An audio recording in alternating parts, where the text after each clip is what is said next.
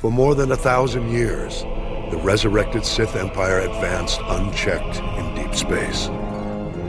All the while, we Jedi believed the Sith were extinct. Though several self-proclaimed Sith Lords challenged the Republic, they were all fallen Jedi, not true Sith. The true Sith were the biological descendants of the ancient red-skinned race native to Korriban. The true Sith were extinct, except those who fled into exile 900 years ago.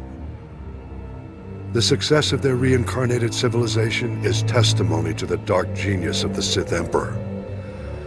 But the dedication of the Imperial people must be acknowledged as well. In our brief glimpses into the Empire's secret history, one name stands out: Grand Moff Odile Viken, the founder of the modern Imperial military. As a child, Viken was one of the few hundred survivors who fled the carnage on Korriban at the end of the Great Hyperspace War. To escape their enemies, the Emperor led a small fleet of Sith ships in a hyperspace jump into uncharted regions. The exiled fleet wandered in deep space for many years thereafter. During this time, Viken learned navigation and became one of the fleet's most respected pilots. The survivors finally settled on the jungle world of Dromund Kaas.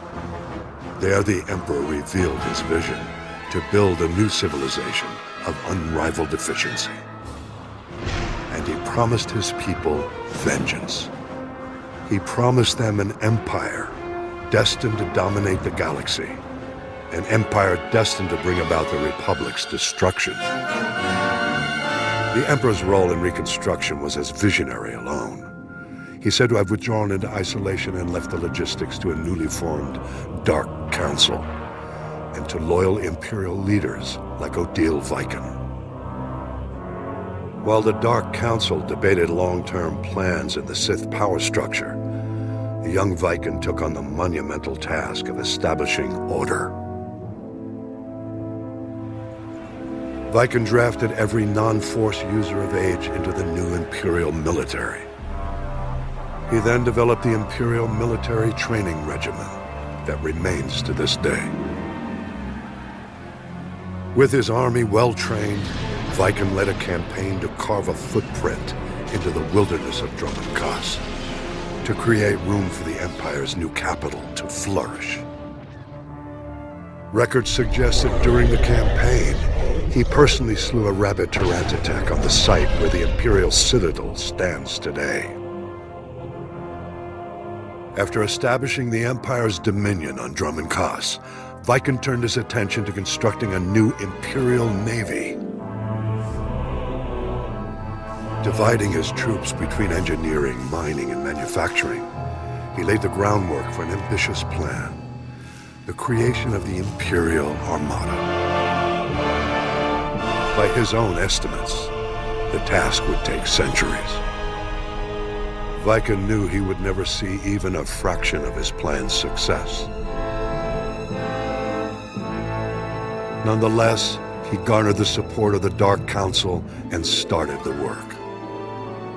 It was this act which earned Viken the honor of being the first Grand Moff recognized in the new Imperial military. Grand Moff Viken was eventually killed during an Imperial campaign to conquer an alien system in deep space. He died in battle on the bridge of a prototype Star Destroyer, a fitting end to the first Imperial Grand Moff. Though Viken was lost all those centuries ago, his plan and his name lived on to inspire countless generations who marched under the Imperial banner. Viken's story represents the surprising loyalty the Imperial citizens show to an empire in which they will always be subservient to the Sith. I believe the roots of this loyalty lie in the events of the Great Hyperspace War. I'll explain my theory in a subsequent report.